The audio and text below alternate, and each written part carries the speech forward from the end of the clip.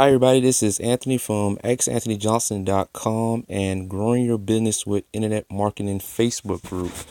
And today I just want to give you a quick tip on how to get more exposure to your Facebook stories. Let's click over there real quick. Okay, you just go to stories and click on stories. And now you want to click on the settings button here.